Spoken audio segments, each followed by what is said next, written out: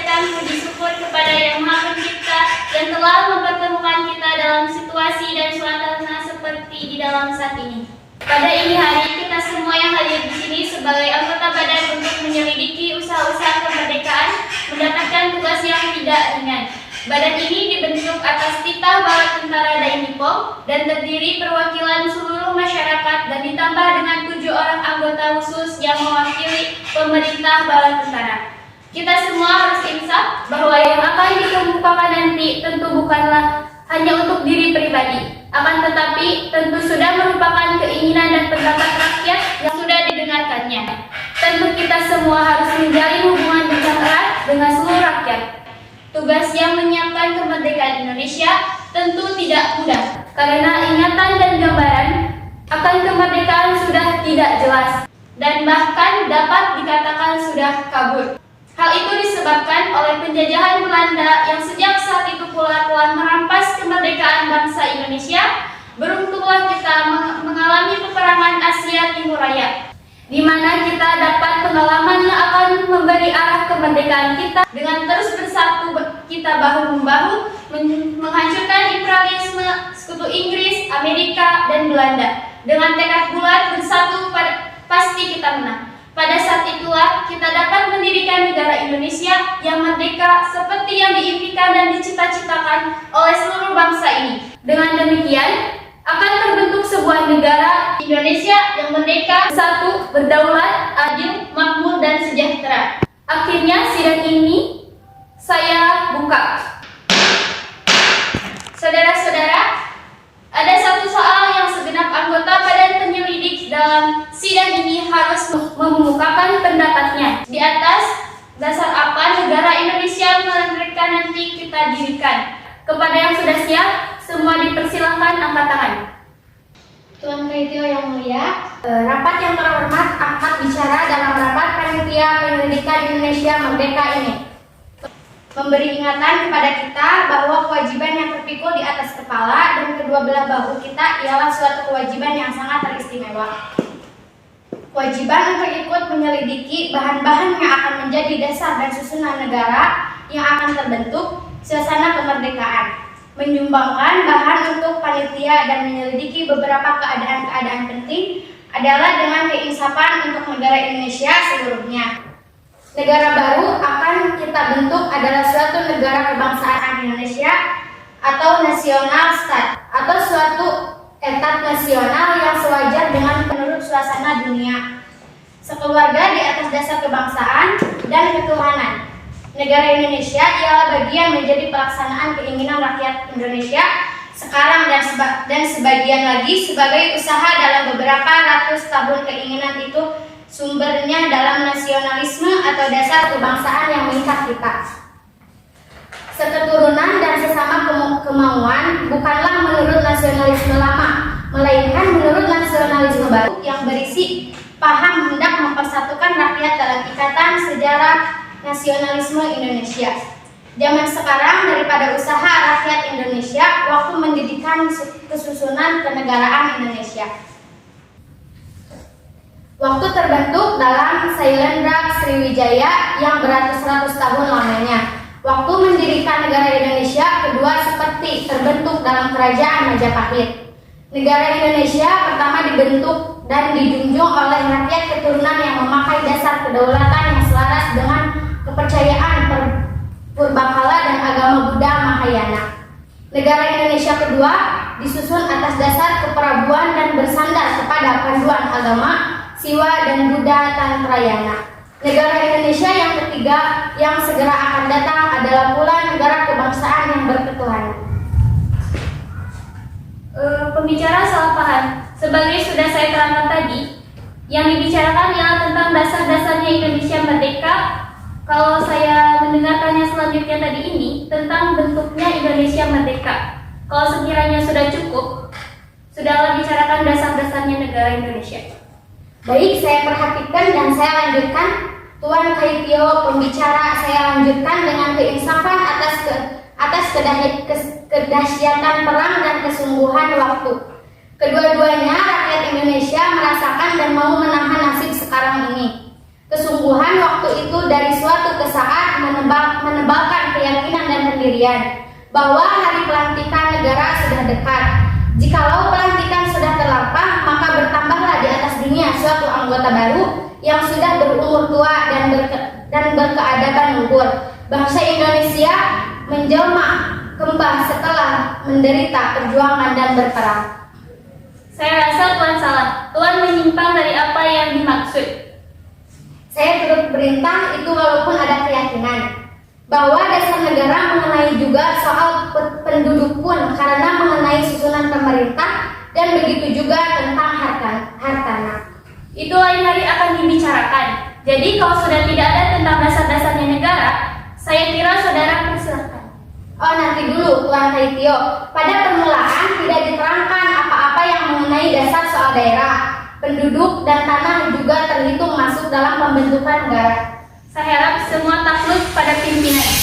Baik, saya turut walaupun tidak takluk. Silakan lanjutkan pembicaraan. Tuan Kaitio, habislah pembicaraan saya, tetapi karena tadi Tuan Kaitio memberi kesempatan kepada kita semua juga boleh mengeluarkan perasaan, maka saya curahkan perasaan saya dengan sahih. Republik Indonesia, abadilah Republik Indonesia untuk selama-lamanya yang dilindungi, tumpah darah benua kepulauan yang indah antara cakrawala langit yang murni dengan bumi tanah sakti. Di samping dengan di hadapan lawan, negara berdiri ditakdirkan Tuhan untuk keselamatan seluruh bangsa supaya bahagia segenap seketika berdiri setia.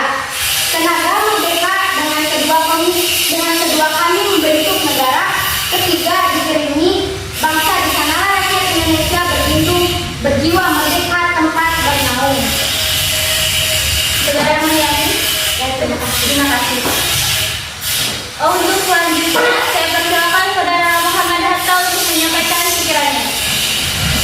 Habislah Kaitio, sidang yang terhormat, berbagai-bagai pandangannya dikemukakan kepada para pembicara terdahulu, menyiratkan ketidakmampuan melepaskan diri dari bayang-bayang Ewald Kart and Start, gereja dan negara sebagaimana terjadi di bumi Eropa.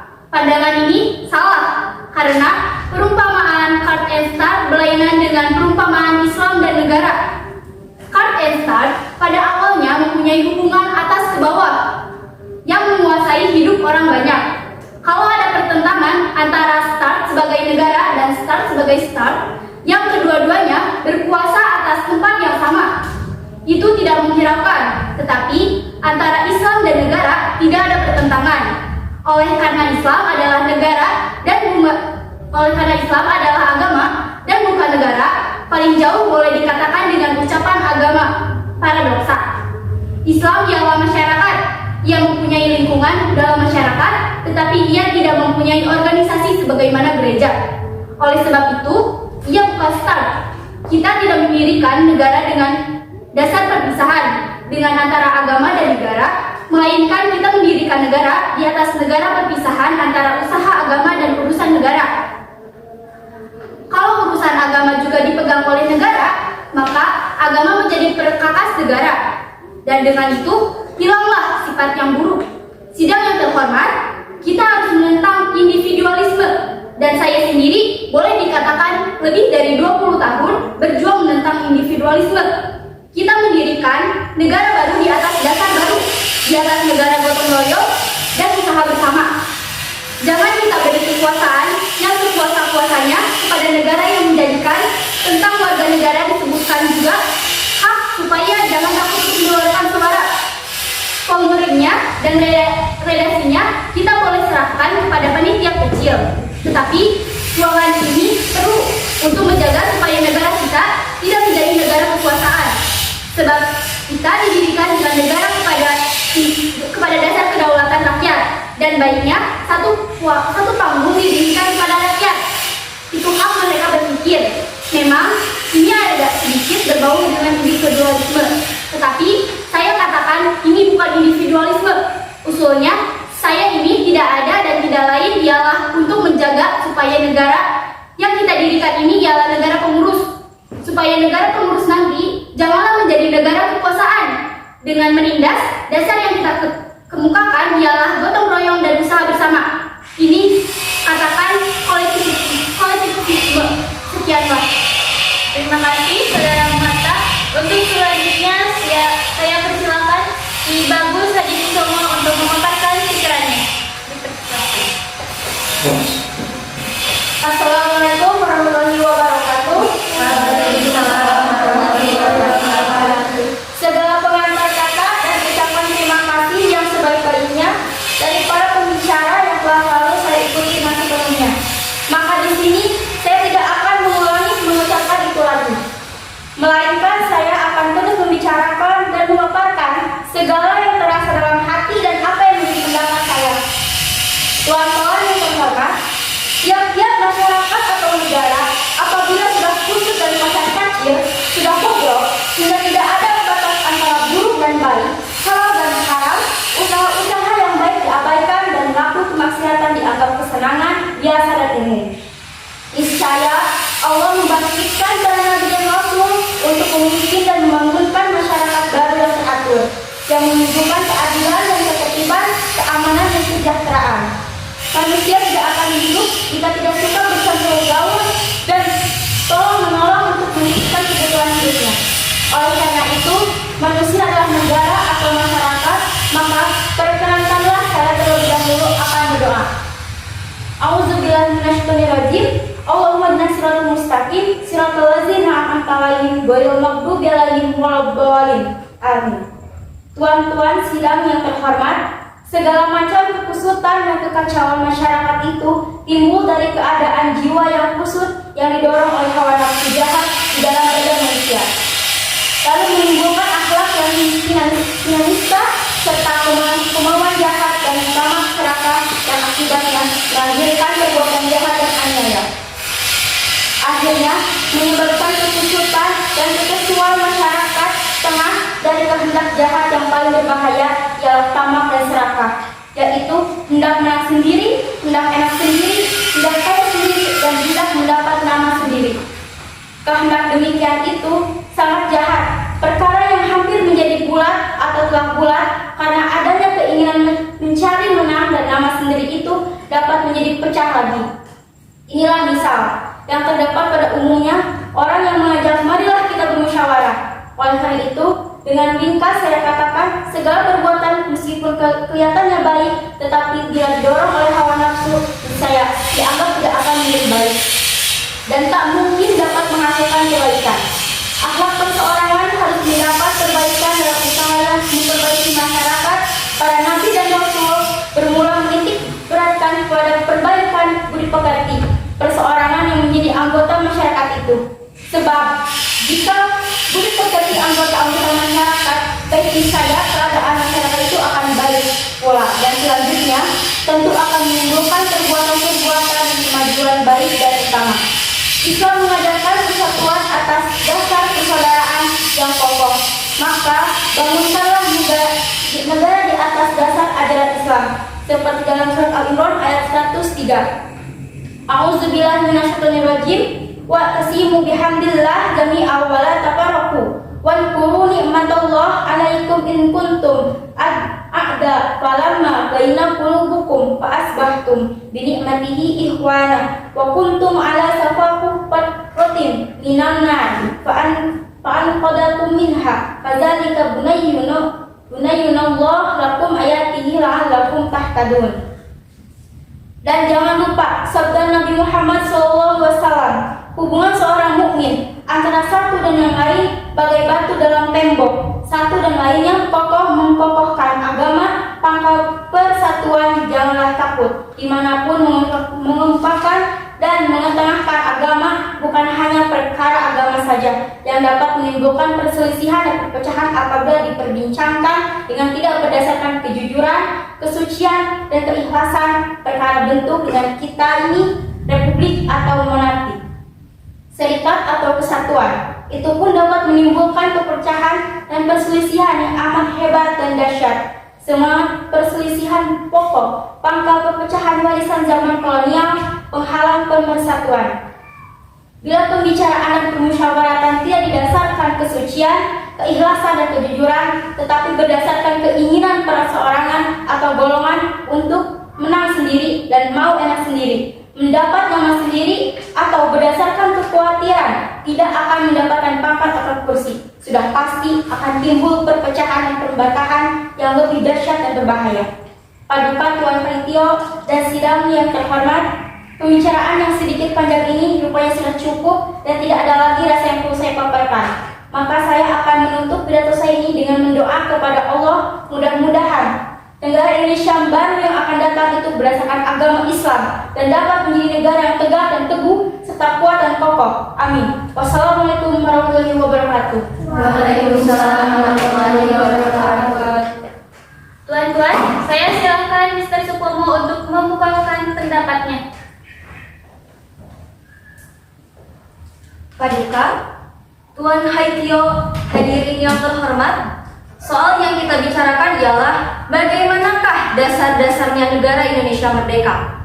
Namun, sebelumnya saya mengingatkan dahulu kepada tuan-tuan bahwa bukan saja negara yang berdasar persatuan itu akan sesuai dengan corak masyarakat Indonesia, tetapi negara yang bersifat persatuan itu telah menjadi cita-cita pergerakan politik Indonesia pada zaman dahulu sampai sekarang. Saya hendak memperingatkan kepada tuan-tuan pasal 2 daripada Pancadharma yang telah diterima oleh Chow Saniem, ialah bahwa kita hendak mendirikan negara Indonesia yang merdeka bersatu. Jadi, cita-cita itu tepat sesuai corak masyarakat Indonesia yang asli. Nah, lalu bagaimanakah dalam negara hubungan antara negara dan agama? Oleh anggota yang terhormat, Muhammad Hatta telah diuraikan dengan panjang lebar bahwa dalam negara persatuan di Indonesia, hendaknya urusan negara dipisahkan dari urusan agama.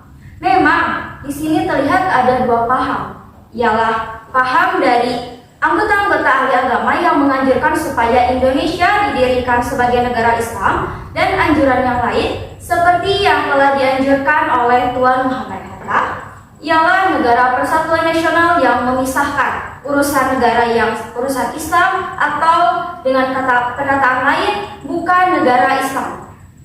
Perkataan negara Islam lain artinya daripada perkataan negara berdasar atas cita-cita luhur dari agama Islam. Nah, lalu apalah perbedaannya? Dalam negara yang tersusun sebagai negara Islam, negara tidak bisa dipisahkan dari agama. Negara dan agama ialah satu bersatu padu, Islam. Sebagaimana tuan-tuan telah mengetahui, ialah sistem agama, sosial, dan politik yang berdasar atau bersandar atas Quran sebagai pusat sumber dari segala susunan hidup manusia Islam. Hadirin yang terhormat, sekarang kita melihat lagi contoh-contoh dari negara-negara lain sebelumnya tahun 1924 Masehi, ialah negara Islam semata-mata. Semenjak tahun 1924 Masehi, Turki mengganti sifat negaranya dan bukan menjadi negara Islam lagi. Betul, agama real Turki adalah Esen. Betul juga, akan tetapi sebagaimana negara, menurut sistem pemerintahan, hanya Turki bukan negara Islam lagi. Akan tetapi negeri Mesir, Irak, Iran, Saudi Arabia ialah negeri-negeri Islam. Nah, apakah kita hendak mendirikan agama Islam di Indonesia? Hendaklah kita jangan meniru belaka contoh-contoh dari negara tersebut. Akan tetapi, hendaklah tuan-tuan mengingat kepada keistimewaan masyarakat Indonesia yang nyata. Dengan ini, saya hendak mengingatkan kepada tuan-tuan bahwa menurut letaknya, Indonesia di dunia ini mempunyai sifat yang berlainan dengan geografi negeri-negeri Irak, Iran, Mesir, atau Syria. Negeri-negeri yang bersifat keislaman. Orkus Islamikum Indonesia berada di atas Asia Timur dan akan menjadi anggota dari lingkungan kemakmuran bersama di Asia Timur Raya. Dari lingkungan itu, anggota yang lain-lain misalnya negeri Nippon, Tiongkok, Manchukuo, Filipina, dan Thai serta Burma ialah bukan negara Islam. Betul, peristiwa itu bukan alasan yang dengan sendirinya harus menolak pembentukan negara Indonesia sebagai negara Islam. Itu bukan, tetapi itu suatu fakta penting yang harus diperingati pula. Nah, saya hendak mengingatkan juga kepada tuan-tuan bahwa di negara Islam sendiri pun, misalnya di negara Mesir, Iran, dan Irak, sampai sekarang masih ada beberapa aliran pikiran yang mempersoalkan cara bagaimana akan menyesuaikan hukum syariah dengan kebutuhan internasional, dengan kebutuhan modern, dengan aliran zaman sekarang. Oleh karena itu, saya menganjurkan dan saya mufakat dengan pendirian yang hendak mendirikan negara nasional yang bersatu dalam arti totaliter, yaitu negara yang tidak akan mempersatukan diri dengan golongan terbesar, akan tetapi yang akan mengatasi segala golongan dan akan mengindahkan serta menghormati keistimewaan dari segala golongan, baik golongan besar maupun golongan yang kecil. Urusan agama akan diserahkan kepada golongan-golongan agama yang bersangkutan, dan dengan sendirinya dalam negeri sedemikian seseorang akan merdeka memeluk agama yang disukainya, baik golongan agama yang terbesar maupun golongan agama yang terkecil. Tentu akan merasa bersatu dengan negara. Negara nasional yang bersatu tidak berarti bahwa negara itu akan bersifat religius. Itu bukan. Negara nasional yang bersatu itu akan memelihara budi pekerti manusia yang luhur, akan memecah teguh cita-cita moral rakyat yang luhur. Maka negara yang demikian itu hendaknya negara Indonesia juga memakai dasar moral yang dianjurkan oleh agama Islam.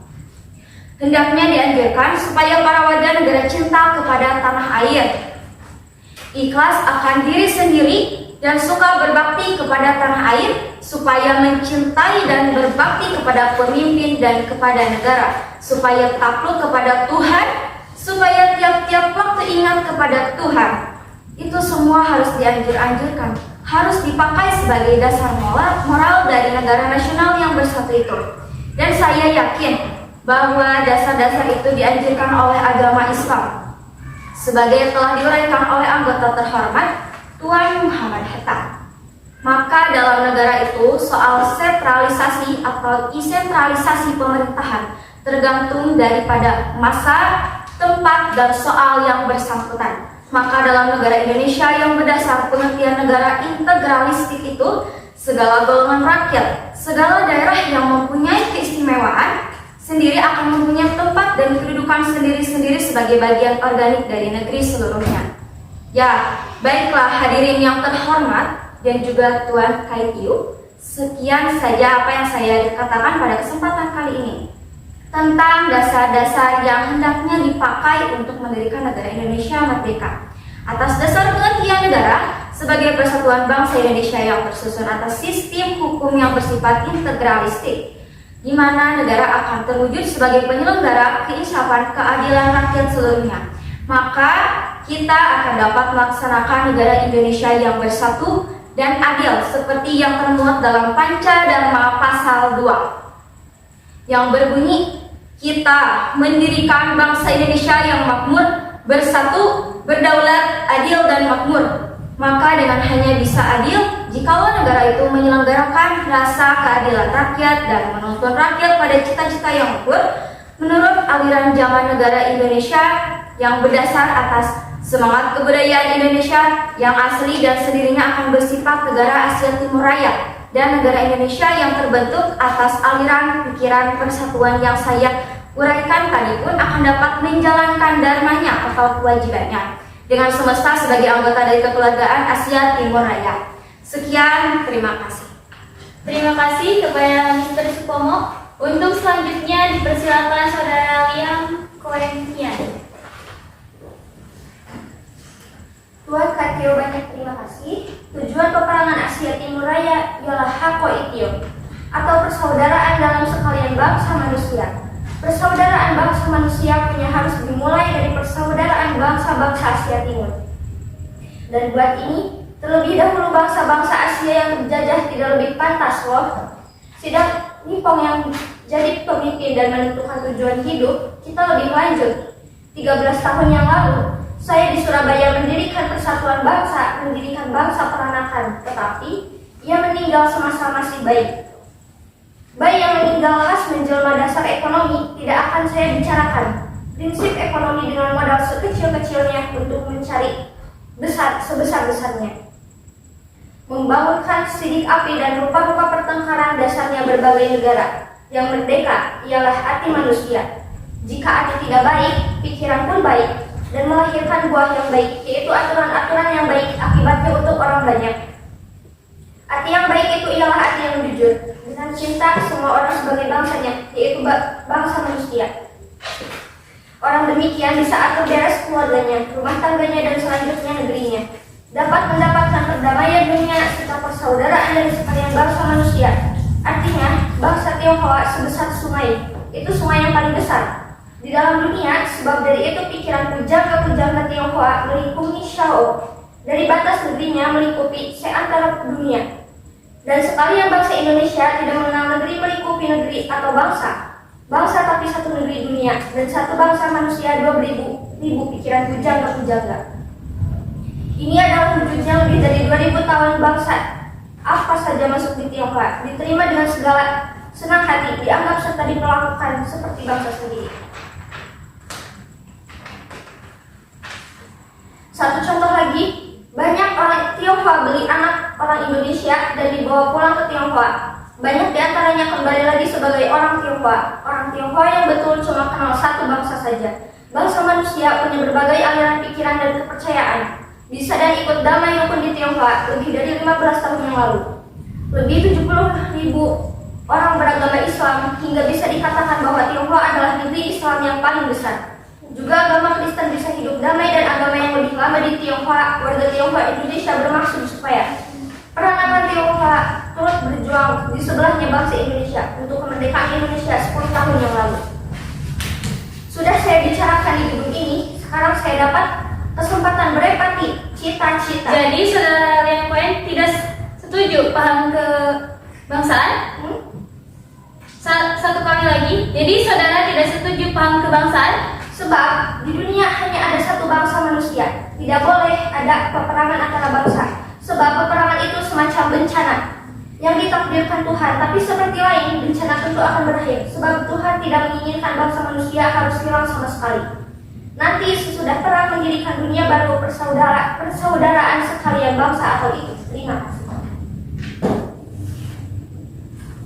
Pada hari ini, tanggal 1 Juni 1945, setelah kita mendengarkan banyak pembicara dari anggota sidang BPUPKI, maka sekarang dipersilakan Saudara Insinyur Sokana untuk mengungkapkan pendapatnya. Paduka Tuan Ketua yang Mulia, sesudah 3 hari berturut-turut, anggota Dokuritsu John B. Chusakai mengeluarkan pendapat-pendapatnya, maka sekarang saya mendapatkan penghormatan dari Paduka Tuan Ketua yang Mulia untuk mengungkapkan pula pendapat saya.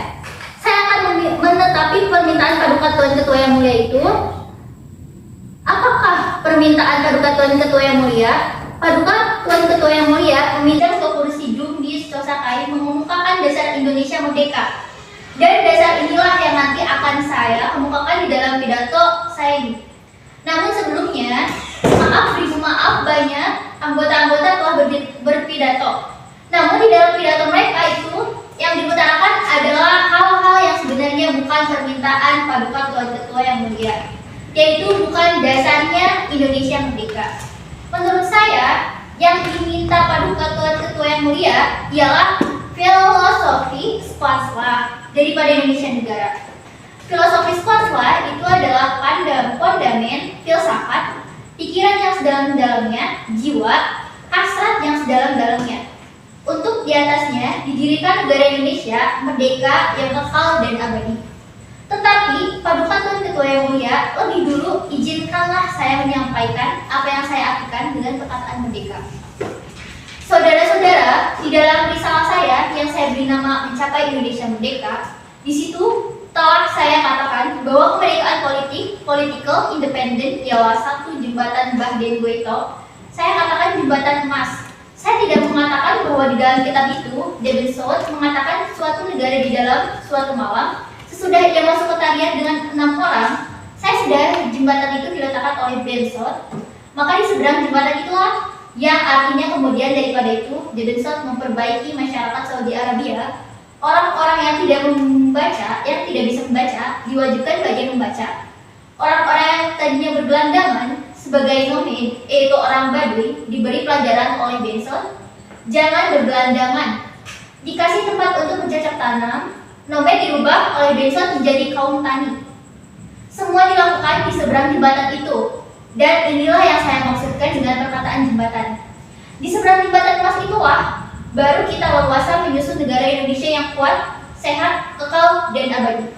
Oleh karena itu, saya minta kepada tuan-tuan sekalian, janganlah gentar di dalam hati. Janganlah menganggap ini dan itu lebih dulu, kalau sudah selesai barulah kita merdeka. Tidak, saya tidak akan mengalami Indonesia merdeka. Kemudian tuan-tuan tidak akan mengalami Indonesia merdeka. Dan di dalam Indonesia merdeka itu kita baru menyehatkan rakyat Indonesia. Di dalam negara Indonesia itu kita memerdekakan bangsa Indonesia. Sementara itu menyusun satu negara yang merdeka sebenarnya tidak membutuhkan syarat-syarat yang neko-neko.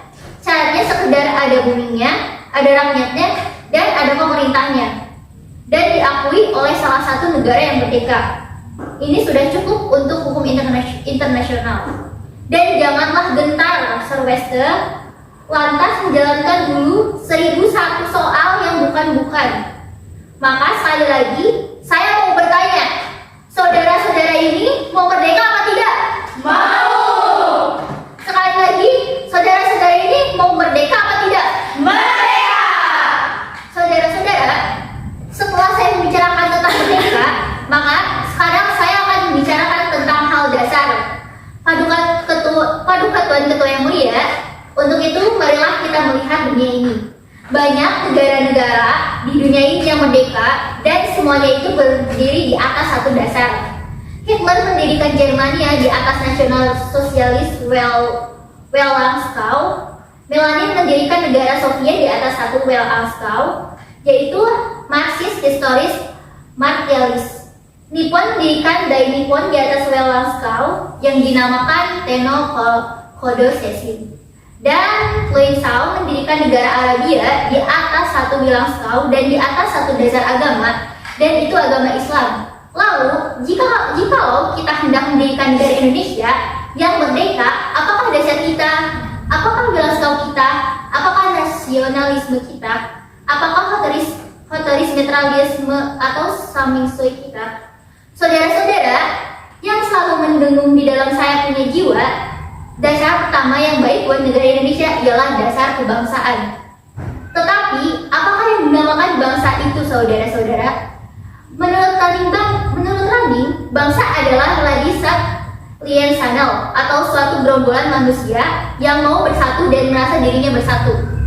Sedangkan menurut Otto Bowell, bangsa adalah semua kesatuan ramai yang timbul karena persatuan nasional. Tapi saudara-saudara kemarin, tak kalah Profesor Sutomo mensipir pendapat Rain Karno atau Bowell, profesornya dia berkata, memang sudah tua. Saya berkata dengan beribu-ribu hormat kepada Sultan Agung bahwa Mataram meskipun merdeka bukan nasional star. Bahwa kerajaannya, dengan beribu hormat kepada Prabu Siliwangi, saya berkata bahwa kerajaannya bukan nasional star.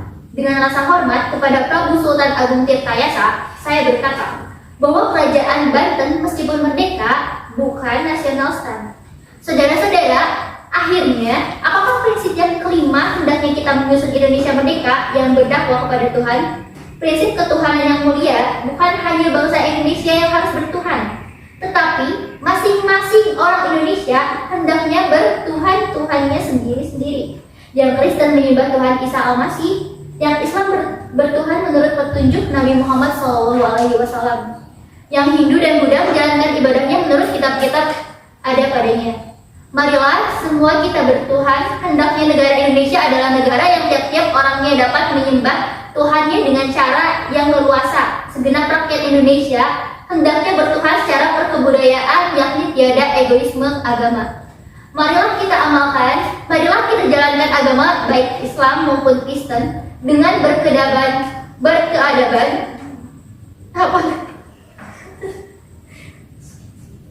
Berkeadaban, apakah yang dinamakan menjalankan keagamaan dengan berkeadaban ialah hormat menghormati satu sama lain. Prinsip kelima daripada negara kita Indonesia yang merdeka adalah ketuhanan yang berkebudayaan, ketuhanan yang budi pekerti luhur, ketuhanan yang hormat satu sama lain.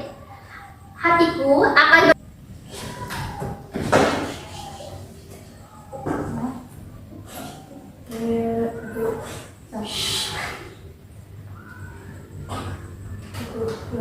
Hatiku akan berpesta raya jika kalau saudara-saudara sekalian menyetujui bahwa negara Indonesia yang merdeka berasaskan ketuhanan yang Maha Esa.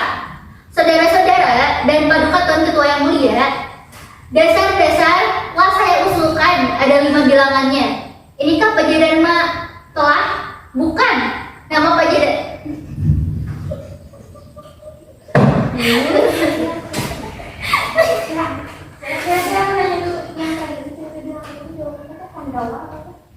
ya, Pandawa 5.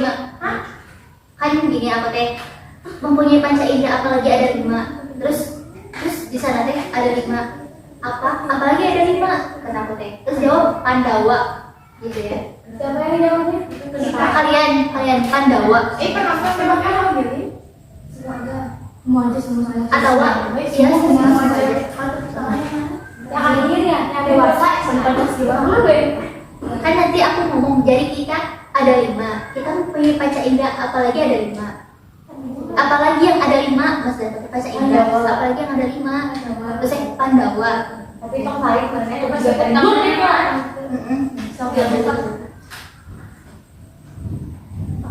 Saudara-saudara dan paduka Tuan Ketua yang mulia, dasar-dasar telah saya usulkan ada 5 bilangannya. Inikah Pajadharma? Bukan. Nama Pajadharma tidak tepat karena dharma berarti kewajiban, sedangkan kita membicarakan dasar. Saya senang dengan simbolik angka saya.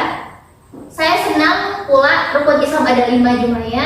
Jadi kita ada 5, kita mempunyai panca indera. Apalagi yang ada 5? Pandawa pun 5. Sekarang banyaknya prinsip internasionalisme, mufakat, kesejahteraan, dan ketuhanan. 5 bilangannya. Namanya bukan Pajadharma, tapi ini saya namakan dengan petunjuk salah seorang teman kita yang ahli bahasa. Namanya Pancasila.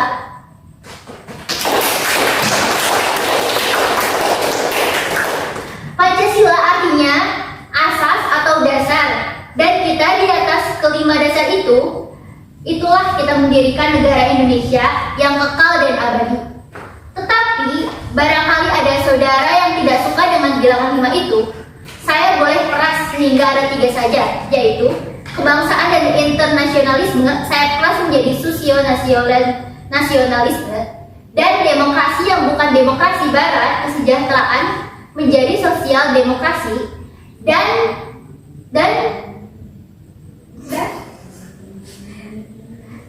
tinggal ketuhanan yang menghormati satu sama lain. Jadi yang asalnya 5 telah menjadi 3, nasionalisme, sosiodemokrasi, ketuhanan. Sekarang pilih Ikasila, Trisila, atau Pancasila? Pancasila. Sekian dari saya.